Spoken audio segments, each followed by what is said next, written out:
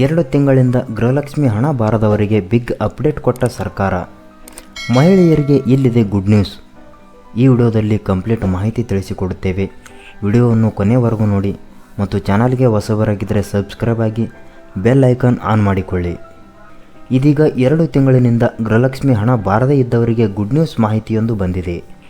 ಹೌದು, ಮಹಿಳೆಯರ ಅಭಿವೃದ್ಧಿಗಾಗಿ ಕಾಂಗ್ರೆಸ್ ಸರ್ಕಾರವು ಗೃಹಲಕ್ಷ್ಮಿ ಯೋಜನೆಯನ್ನು ಜಾರಿ ಮಾಡಿದೆ.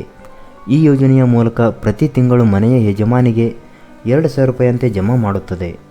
ಇದುವರೆಗೂ ನೋಂದಣಿ ಮಾಡಿದ ಮಹಿಳೆಯರಿಗೆ ಸುಮಾರು 11 ಕಂತಿನವರೆಗೆ ಹಣ ಬಿಡುಗಡೆಯಾಗಿದ್ದು, ಹೆಚ್ಚಿನ ಮಹಿಳೆಯರು ಈ ಯೋಜನೆ ಸದುಪಯೋಗ ಮಾಡಿಕೊಂಡಿದ್ದಾರೆ.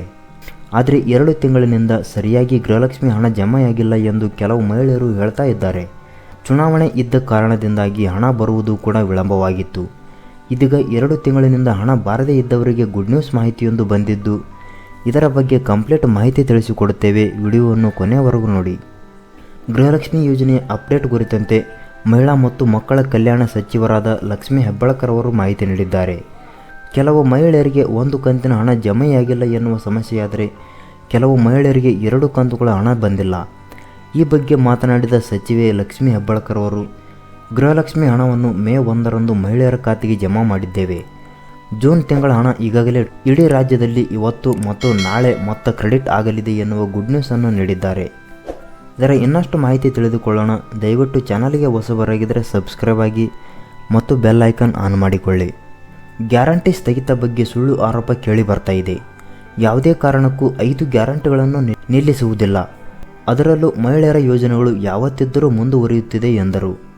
ಮೇ ತಿಂಗಳಲ್ಲಿ ಎಲ್ಲ ಮಹಿಳೆಯರ ಖಾತೆಗೆ ಗೃಹಲಕ್ಷ್ಮಿ ಹಣ ಜಮೆಯಾಗಿದೆ. 5 ವರ್ಷ ಕೂಡ ಗೃಹಲಕ್ಷ್ಮಿ ಮನೆ ಬಾಗಿಲಿಗೆ ತಲುಪುತ್ತಾಳೆ. ಯೋಜನೆ ಸ್ಥಗಿತವಾಗುವ ಮಾತೇ ಇಲ್ಲ. ಈ ಯೋಜನೆಗಳು ಮುಂದುವರಿಯುತ್ತದೆ. ಯಾರೂ ಕೂಡ ಆತಂಕಗೊಳಗಾಗುವುದು ಬೇಡ. ಪ್ರತಿ ತಿಂಗಳು ನೋಂದಣಿ ಮಾಡಿದ ಮಹಿಳೆಯರಿಗೆ ಹಣ ತಲುಪಿಸುತ್ತೇವೆ ಎಂದರು. ಇನ್ನು ಗೃಹಲಕ್ಷ್ಮಿ ಹಣ ಬಾರದೇ ಇದ್ದಂಥ ಮಹಿಳೆಯರು ತಮ್ಮ ದಾಖಲೆಗಳನ್ನು ಸರಿಪಡಿಸಿ ಮತ್ತೆ ನೋಂದಣಿ ಮಾಡಬಹುದಾಗಿದೆ. ಈಗಾಗಲೇ ಕೆಲವು ತಾಂತ್ರಿಕ ಸಮಸ್ಯೆಯಿಂದ ಗೃಹಲಕ್ಷ್ಮಿ ಹಣ ಜಮೆಯಾಗಿಲ್ಲ. ಕೆಲವರ ಆಧಾರ್ ಕಾರ್ಡ್ ಜೋಡಣೆಯಾಗಿಲ್ಲ ಎಂದು ಗೃಹಲಕ್ಷ್ಮಿ ಹಣ ಬರ್ತಾ ಇಲ್ಲ. ಒಬ್ಬ ವ್ಯಕ್ತಿಯ ಹೆಸರಿನಲ್ಲಿ 3-4 ಬ್ಯಾಂಕ್ ಖಾತೆ ಇದ್ದರೆ ಅಂಥವರಿಗೆ ಗೃಹಲಕ್ಷ್ಮಿ ಹಣ ಜಮೆ ಆಗುವುದಿಲ್ಲ.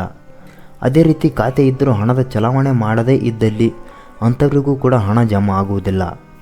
ಹಾಗಾಗಿ ಮಹಿಳೆಯರು Aadhaar card update, Aadhaar card KYC, ration card link, bank ಖಾತೆ ಲಿಂಕ್ ಇತ್ಯಾದಿ ಮಾಡುವುದು ಕೂಡ ಕಡ್ಡಾಯ. ಈ ಮಾಹಿತಿಯ ಬಗ್ಗೆ ನಿಮಗೆ ಏನೆನಿಸುತ್ತದೆ ಕಮೆಂಟ್ ಮಾಡಿ. ವಿಡಿಯೋ ಇಷ್ಟ ಆದರೆ ಲೈಕ್ ಮಾಡಿ.